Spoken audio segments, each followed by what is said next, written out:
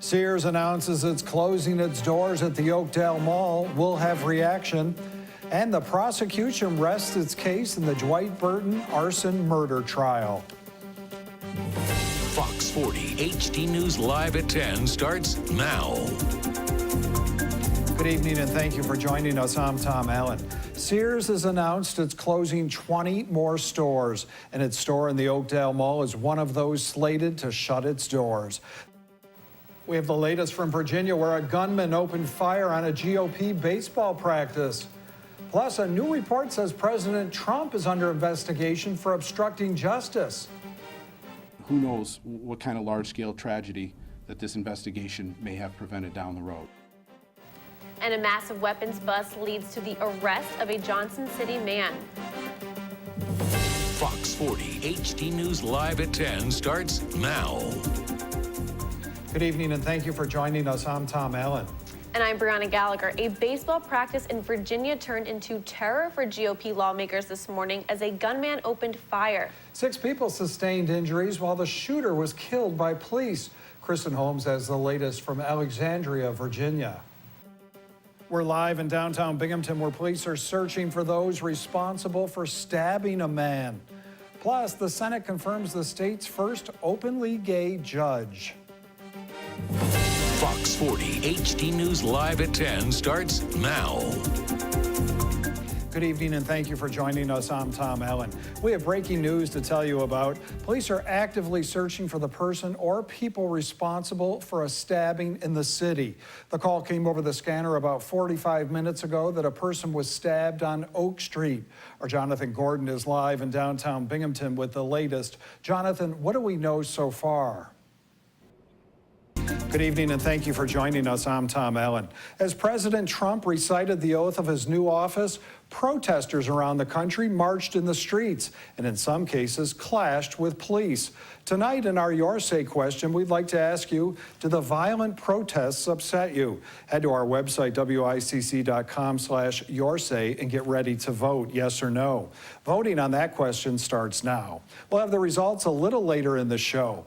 Now, Mary Maloney has more from Washington. The 3rd annual blood drive in memory of fallen New York State Trooper Christopher Skinner will take place tomorrow. The blood drive will be held from 12 to 6 at the 5 Mile Point Fire Company on Crescent Drive in Kirkwood. Well, when Fox 40 first met now 31-year-old Shane Smith, he was 2 years into his recovery from a heroin addiction. We met up with him 1 year later to see how his life has changed. A new daughter, a new job, and a new house. Demolition of buildings near the Wilson Medical Center started this week, making way for new beginnings in Johnson City. Fox 40's Molly Darrow has more. Wrestling fans from around the Southern Tier are excited about tonight's event at the Floyd L. Maines Veterans Arena. Some of their favorite stars from the WWE will be performing. Our Jonathan Julian Gordon is standing by live at the arena and joins us with more. Jonathan. For now, we'll send it back to you, Tom. Sounds good, Jonathan. Still ahead on Fox 40 HD News at 6. Bon Jovi tickets go on sale for the Dick's Sporting Goods Open. If you bought yours, stay tuned. The holiday season officially begins tonight in the village of Endicott. Our Dan North is standing by live in the village as officials turn on the lights to Washington Avenue. Dan, what's the atmosphere like down in the village? Greg Lesko of Lesko Financial has some advice for investors post-election. Greg. Thanks, Tom. Investors have been jittery after the surprise of last week's election. Markets don't like uncertainty, and they've been sending mixed messages. With more on what we're working on for tonight's 10 o'clock newscast, we bring in Tom Allen. Tom. Thanks, Jason. The 8th annual Shine a Light on Lung Cancer event is taking place tonight. Those who attend will learn about early detection with lung cancer screening and the latest advancements in treatments. And the Housing Authority is unveiling its new library on Exchange Street. Binghamton University Libraries donated a portion of the books to the facilities. Those stories and more tonight at 10. Now back to you. Iconic Star Wars actress Carrie Fisher has died. The actress suffered a heart attack last week as she was flying from London to Los Angeles. Fisher was born into the spotlight as the daughter of one of Hollywood's golden couples, actress Debbie Reynolds and singer Eddie Fisher. She rose to fame in her own right as Princess Leia in the Star Wars movies. Workers from a local insurance agency welcomed the holidays with some festive tunes today.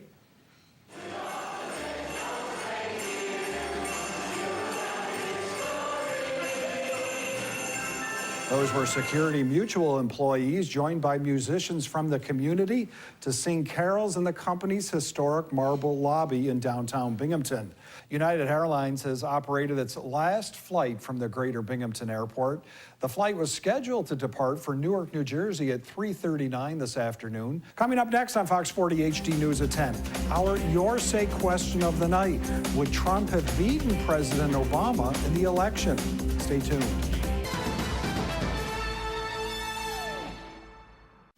Voting is now closed on our Your Say question, so let's take a look at the numbers. It looks like 71% of you said that you watched today's inauguration, while 29% of you did not. So we thank you for interacting with us. Please vote again next time at wicz.com/yoursay. Donald Trump's transition team announced the names for 3 high-profile positions in the future administration. But these appointments don't come without controversy. Diane Gallagher explains in this report from Washington. Turning to weather, our wishes have been answered. A day without rain. But temperatures are still below our normals, and that too will change. Here's Mick. Yeah, we'll get a nice rebound in the temperatures for tomorrow. Hello, Tom. Hello, Bree. The Binghamton Zoo has a new addition, Magnus, a coyote pup who is approximately 9 weeks old. Executive Director of the Binghamton Zoo, Jackie Peeler, says the pup is playful and has a wild nature. Magnus was rescued from an airport tarmac in South Carolina. Under that state's law, the coyote could not be released back into the wild, so he needed to find a new home. The zoo hopes Magnus's presence will inspire people to want to learn more about coyotes. Local law enforcement escorted a group of amazing athletes across Binghamton University campus to Tully's Restaurant on Vestal Parkway. The 2017 Law Enforcement Torch Run gave officers the chance to share their strength with Special Olympic athletes by carrying the flame of hope. The run has helped raise awareness and funding for Special Olympians for many years, providing athletes with a better time during their games. Okay, guys. Thank you, Mick. What do you have for us tonight? Tonight at 10, Rumble Ponies highlights from their game in New Hampshire. Mets trade rumors. A big, interesting summer coming for them. Yankees highlights, as well as a look at the NHL draft. Very good. Sounds great. Thanks for watching. Remember to tune in tonight at 10. Have a good night. See you. All right, this forecast is dedicated to, it's National Best Friend Day. He's my best friend. Look at him, puckered up there, Tom. Now, you knew I had a tattoo on my pectoral major there. Where's yours? I don't want to know. By the way, he's got the nicest legs. Okay, guys. Thank you, Mick. Mick kind of went off his meds here for a few minutes. What do you think? Maybe just for the day. There you go. Thanks for watching. We'll be back tomorrow night at 6. Have a good night. If you're looking to adopt a dog, you may want to check out the newly renovated Broome County Dog Shelter. Broome County Executive Jason Garner, along with representatives from the shelter, spoke about some upgrades to the building, including new walls, floors, and windows, just in time to show off some of the dogs ready to be adopted.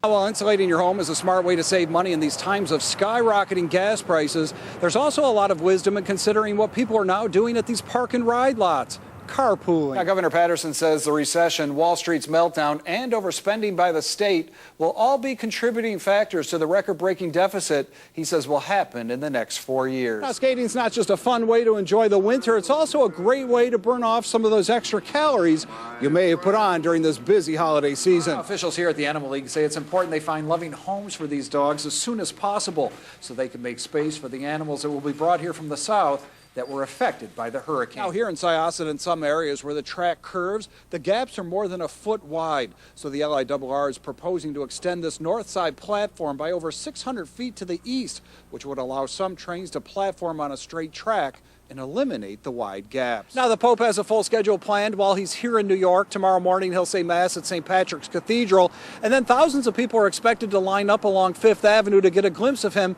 as he rides in the Pope Mobile. Then Sunday, he'll say Mass at Yankee Stadium before he departs the country. At Kennedy Airport, Tom Allen, TV 10 and 55 News.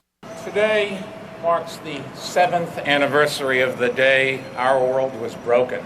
In a solemn ceremony at Ground Zero, Mayor Michael Bloomberg addressed family and friends of those lost 7 years ago in the 9/11 attacks on the World Trade Center. And one by one, the names of the deceased were read aloud in honor of their memory.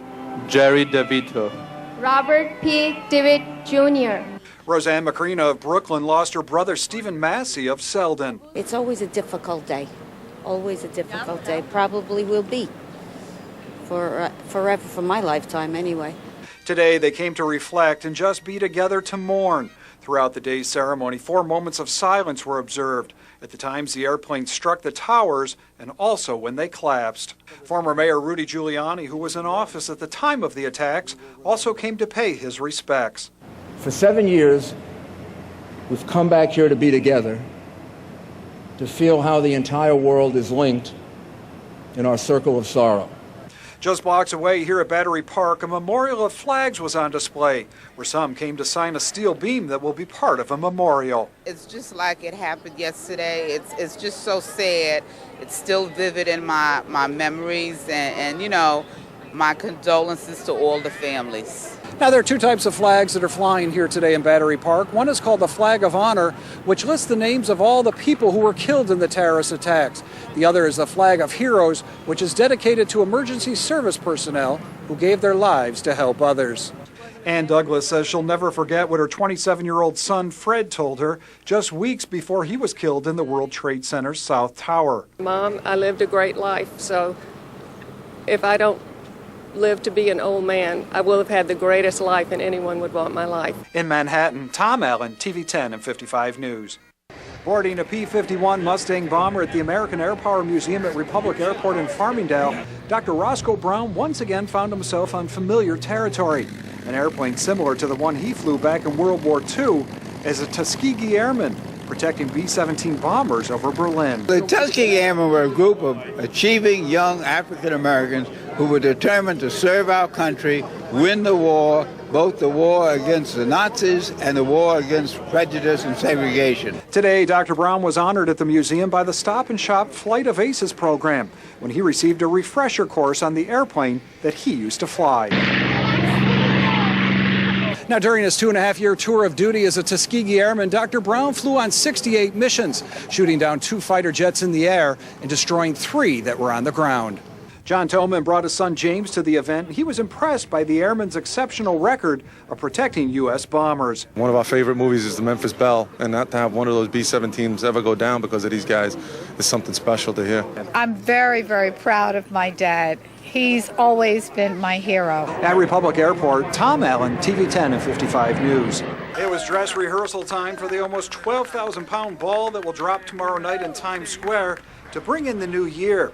And with 1 million people expected to attend the festivities, some say there's no better place to be than New York City. We're coming from Mexico City, and we're expecting the best party of our lives. But some aren't so sure they want to brave the elements. We are thinking that maybe it's going to be too crowded, too cold. This is something that we were going to discuss about and decide. Preparations were underway throughout Times Square as the crossroads of the world prepares to take center stage. Hundreds of New York's finest who graduated from the Academy yesterday will also be on hand to make sure things flow smoothly. Meanwhile, inside one Times Square, organizers were busy putting together some of the fun accessories. Now, the dropping of the ball here in Times Square goes back to 1907. It was made of iron and wood, weighed 700 pounds, and was decorated with just 100 lights. Since that time, 7 different versions of the ball have brought in the new year. Boy, have we come a long way. That's all I can tell you. This year's ball has many, many new changes that are going to excite the world. Number one, the ball is twice the size as previous years, 12 feet in diameter this year, and it contains over 32,000 Philips Luxeon LEDs, more than 3 times as many as previous years. In Manhattan, Tom Allen, TV 10 and 55 News. Thanks for watching. Remember to tune in tonight at 10. See you then. It was kind of a miserable day, wasn't it? Day? What about the week? And that's just working with Mick. You guys mad at me? All right, here's how it looks, folks. We'll get some wet snow, and then it'll change over to rain showers. We'll get up to 38 degrees, and then flurries for our Saturday night. Nothing major. 29 degrees out there. Anything going on this weekend? The Nutcracker, so... Did I tell you I was in that play for 10 years? You should see what I look like in a tutu. No, we Were played. you the nut? No, yeah. We played mean, were? the parents' dance, the beginning, and then the ballerinas came on the second act. So, yeah. You retired. Yeah, that's it. I've heard you sing. I don't even want to see you try and dance. The dog, what was his name? What's the dog's name that was doing the hustle there? Gabe. He's also got Christmas carols. It's going to be a long month. It's going to be a long month. Reunion tomorrow. Thanks for watching. We'll see you tonight at 10. See ya.